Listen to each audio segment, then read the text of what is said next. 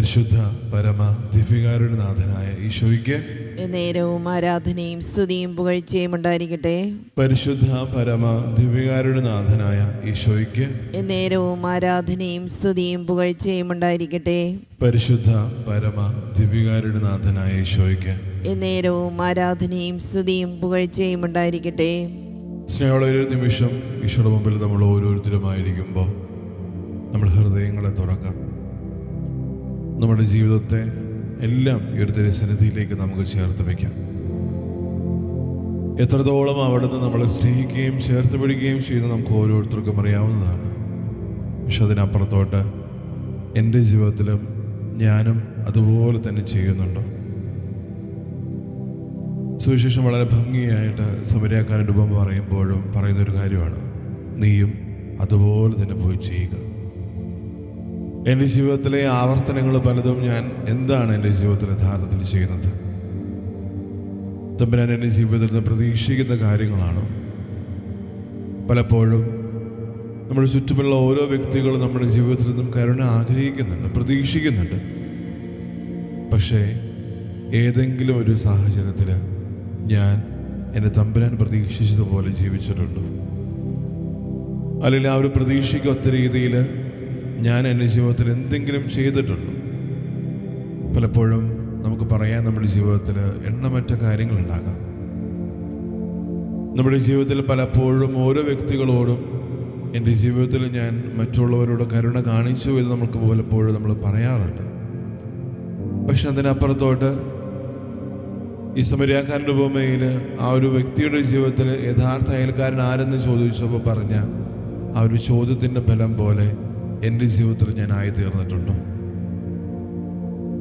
ആരോടൊക്കെ ഞാൻ എൻ്റെ ജീവിതത്തിൽ കരുണ കാണിച്ചിട്ടുണ്ട്? എന്തെങ്കിലും സ്വയിഷ്ടത്തിനോ അല്ലെങ്കിൽ അതിനപ്പുറത്തോട്ട് വ്യക്തിപരമായുള്ള ചിന്തകൾക്കപ്പുറത്തോട്ട് ഞാൻ എന്തെങ്കിലും ചെയ്തതുകൊണ്ട് മാത്രമല്ല, പക്ഷെ അതിനപ്പുറത്തോട്ട് ഏതെങ്കിലും ഒരു വ്യക്തിയെ ക്രിസ്തു ചേർത്ത് നിർത്തിയതുപോലെ, തമ്പുരാൻ ചേർത്ത് പിടിച്ചതുപോലെ എനിക്കും ചേർത്ത് പിടിക്കാൻ പറ്റിയിട്ടുണ്ടോ? ഓരോ നിമിഷവും ഓർക്കേണ്ട ഒരു കാര്യമാണ്. കാരണം പലപ്പോഴും ക്രിസ്തുവിനെ അനുയായി എന്ന് ക്രിസ്ത്യാനി എന്ന് പലപ്പോഴും നമ്മൾ പറയുമ്പോൾ ക്രിസ്തുവിനെ യഥാർത്ഥത്തിൽ നമ്മൾ പിന്തുടരുന്നത് എവിടെയാണ്? കരുണയുടെ കടലായ ആ ഒരു ജീവിതത്തിൽ പലപ്പോഴും നമ്മുടെ പാപങ്ങൾ ഒരു തുള്ളി പോലെയാണ്. ഞാൻ എത്ര പാപം ചെയ്താലും ഏതൊക്കെ രീതിയിൽ അവിടുത്തെ സ്നേഹത്തിൽ നിന്ന് ഞാൻ അകന്നു പോയാൽ പോലും പലപ്പോഴും ആ ഒരു സ്നേഹം എന്നെ തേടി വരുന്നുണ്ട്. സുവിശേഷം വളരെ ഭംഗിയായിട്ട് പറയുന്നതും അതുതന്നെയാണ്. അവിടുത്തെ സ്നേഹം അനന്തമാണ്, അതൊരിക്കൽ പോലും അസ്തമിക്കുന്നില്ല. പക്ഷേ ഈ കരുണാക്കടലിൽ ഞാൻ ഓരോരുത്തരും പ്രവേശിക്കുമ്പോൾ, അല്ലെങ്കിൽ ആ ഒരു സമുദ്രത്തിൽ എൻ്റെ ജീവിതത്തെ ഞാൻ നിക്ഷേപിക്കുമ്പോൾ പലപ്പോഴും ഈ പറയുന്നത് പോലെ ഞാൻ എൻ്റെ പാപങ്ങളെ എണ്ണം പറ്റി പലപ്പോഴും പരിതാപപ്പെടുകയും പരാതി പറയുകയും ചെയ്യുകയാണോ ചെയ്യുന്നത്? ഓർക്കേണ്ടത്, അവിടെ നിന്നും എന്നോട് കരുണ കാണിക്കുന്നുണ്ട്. ഇന്നും എൻ്റെ ജീവിതത്തിൽ ആ കരുണ വർഷിക്കപ്പെടുന്നുണ്ട്. പക്ഷേ ആ കരുണയ്ക്കൊത്ത രീതിയിലാണ് ഞാൻ ജീവിക്കുന്നത്. ഒരു ക്രിസ്തുവിൻ്റെ അനുയായിയായിട്ട് മാറുമ്പോൾ ആ ഒരു പിന്തുടർച്ച അവകാശം എൻ്റെ ജീവിതത്തിൽ ഞാൻ പൂർത്തീകരിക്കുമ്പോൾ ഇതേപോലെ ഞാനും അവൻ ചെയ്തതുപോലെ, അവൻ കരുണയോടുകൂടി വർത്തിച്ചതുപോലെ എൻ്റെ ജീവിതത്തിൽ ഞാൻ ചെയ്യുന്നുണ്ടോ എന്നുള്ള കാര്യം ഓർക്കേണ്ടത് നമ്മൾ ഓരോരുത്തരുമാണ്. ഇന്ന് ഈ ദിവസം മാത്രമല്ല, ഓരോ പ്രഭാതത്തിലും ഓരോ മണിക്കൂറിലും ഓരോ നിമിഷത്തിലും അവിടെ തന്നെ കൂടെയായിരിക്കുന്നത് പോലെ ആ ഒരു പിന്തുടർച്ച അവകാശം ഞാൻ ഓരോ നിമിഷവും പൂർത്തിയാക്കാൻ വിളിക്കപ്പെട്ടവനാണ്. ഞാൻ ഏതൊക്കെ സാഹചര്യത്തിലായാലും ഏതൊക്കെ വെല്ലുവിളി നിറഞ്ഞ നിമിഷങ്ങളിലാണെങ്കിൽ പോലും, അല്ലെങ്കിൽ ഏതൊക്കെ പാപകരമായ അവസ്ഥയിലാണെങ്കിൽ പോലും അവിടുന്ന് ഒരിക്കലും ഇതിൽ നിന്നൊന്നും പുറകോട്ട് പോകുന്നില്ല. ഓർക്കുക, പലപ്പോഴും ഒരു മനുഷ്യനോട് കരുണ കാണിക്കുന്നതിൽ നിന്ന് നമ്മൾ പുറകോട്ട് പോകുന്നത്, അല്ലെങ്കിൽ ആ ഒരു ചിന്തയിൽ നിന്ന് പലപ്പോഴും പുറകോട്ട് പോകുന്നത് നമ്മുടെ മാനുഷികമായിട്ടുള്ള പല എക്സ്ക്യൂസുകൾ നിരത്തിക്കൊണ്ടാണ്. എനിക്കിപ്പോൾ സാമ്പത്തികമായൊരു ഭദ്രതയില്ല, എനിക്കിപ്പോൾ ഒരു നല്ല നിലനിൽപ്പില്ല, അല്ലെങ്കിൽ കരുണയോടുകൂടി ഒരു മനുഷ്യനെ ചേർത്ത് പിടിക്കാൻ പറ്റുന്ന ഒരു മനോഭാവത്തിലല്ല.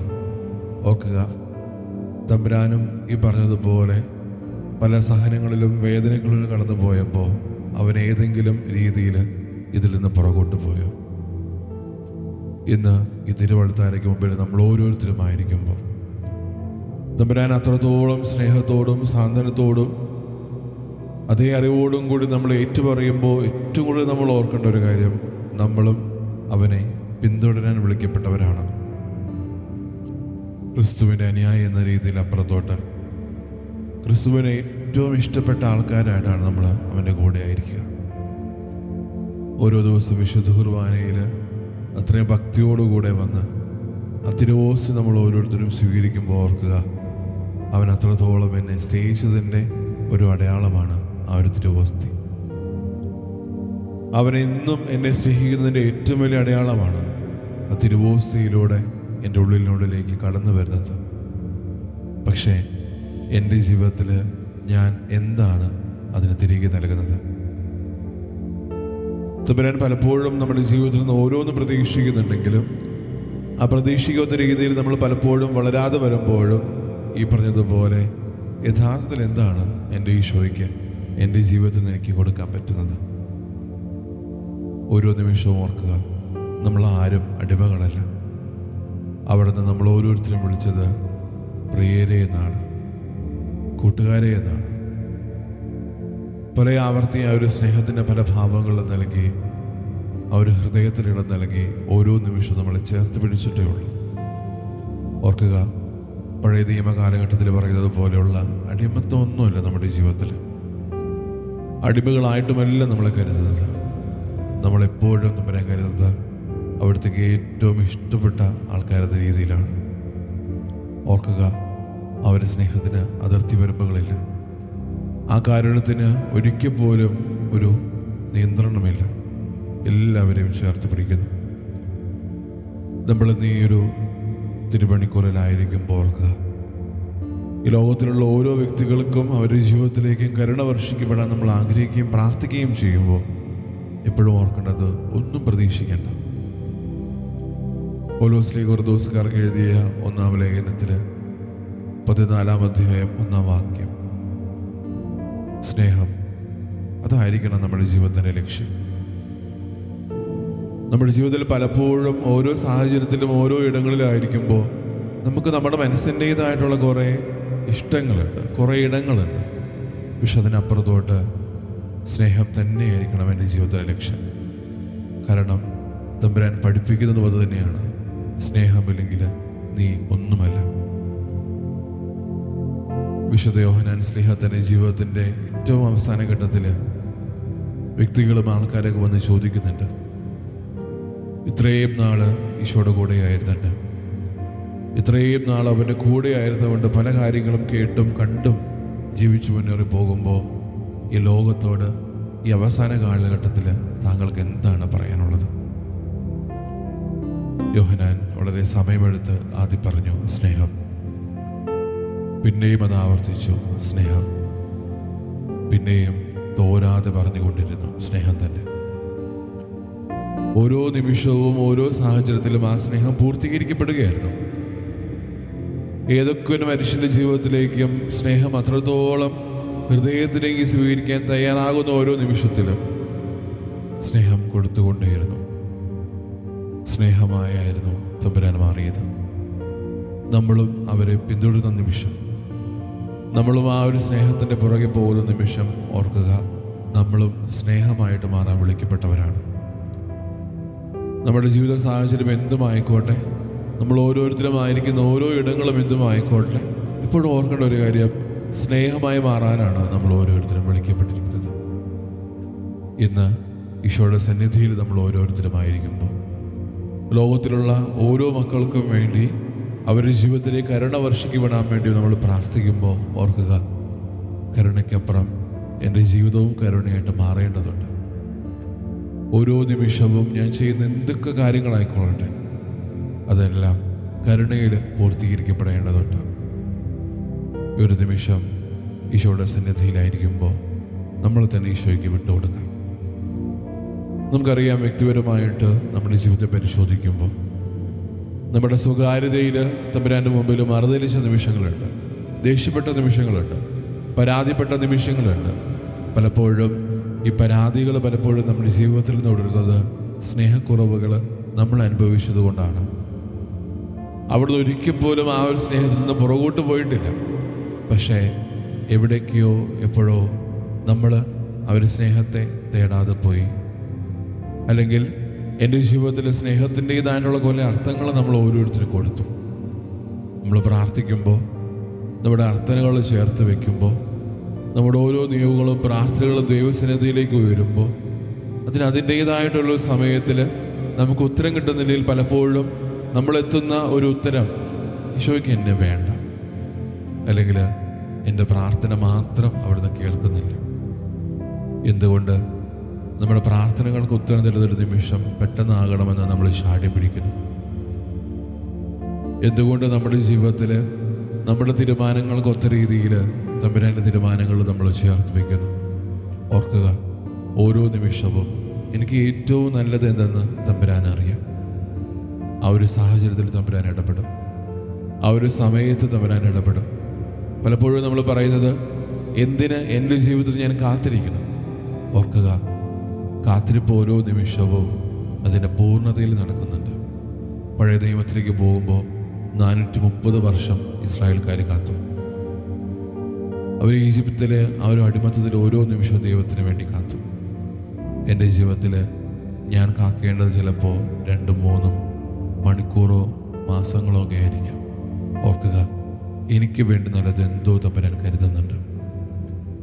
ആ ഒരു കാത്തിരിപ്പിന് വേണ്ടി ഒരുങ്ങാനും ആ ഒരു കാത്തിരിപ്പിൻ്റെ ഒരു മാധുര്യത്തിന് വേണ്ടി ഒരുങ്ങാൻ വേണ്ടിയിട്ടാണ് തമ്പുരാൻ നമ്മളോട് ഓരോരുത്തരോടും പറയുക. ആ ഒരു സ്നേഹത്തിൽ നിലനിൽക്കുമ്പോൾ പോലും ഇപ്പോഴും ഓർക്കേണ്ടത്, ഒരിക്കൽ പോലും എന്നെ സ്നേഹിക്കുന്നതിൽ നിന്ന് ഈശോ പുറകോട്ട് പോയിട്ടില്ല.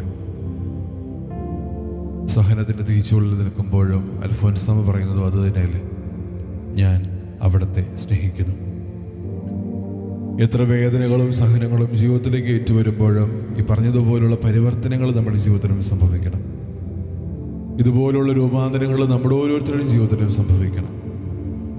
എത്രത്തോളം വേദനയും സഹനവും നമ്മുടെ ജീവിതത്തിൽ കടന്നു വന്നാലും എപ്പോഴും ഓർക്കേണ്ട ഒരു കാര്യം, ഞാൻ അവിടുത്തെ സ്നേഹിക്കുന്നു, എന്നെയും അവിടുന്ന് സ്നേഹിക്കുന്നു.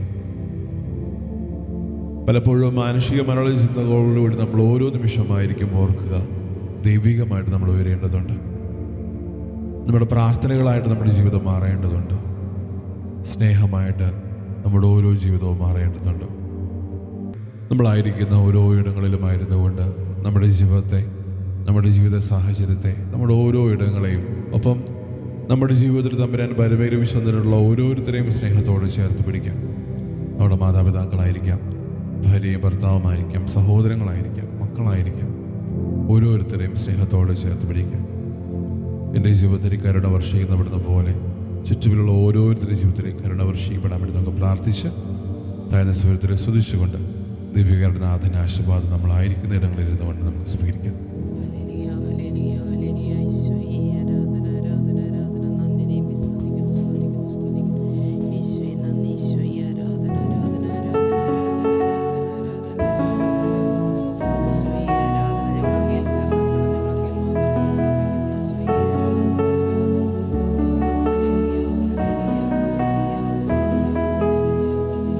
പരിശുദ്ധ പരമമാം ദിവ്യകാരുണ്യമേ, എന്നുമെന്നും അങ്ങേക്കാരാധന.